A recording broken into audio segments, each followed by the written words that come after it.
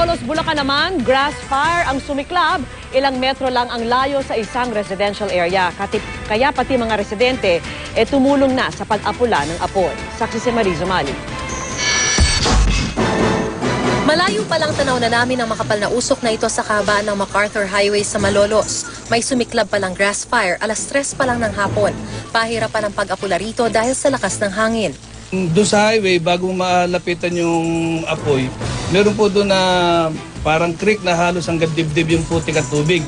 Natrap po yung ating ilang pipe party doon, kaya na-delay ng konti yung kanilang pag-responde. Nakatawid sila hanggang sa mapaikutan nila po yung nagaganap na grass fire. Almost 2 hectares lang po nasasakop, paikot.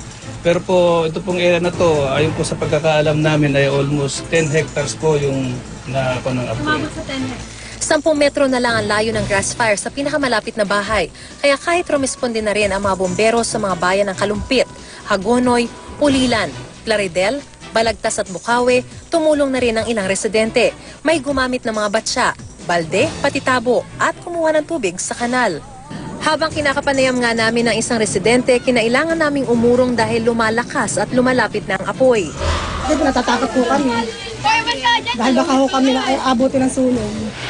Dakong alas 7:30 dineklarang under control ang sunog pero inaalam pa ang sanhi nito at kung sino ang may-ari ng pribadong lote na pinagmulan ng apoy. Wala po masabi ang David kasi po grass fire naman po lahat yan.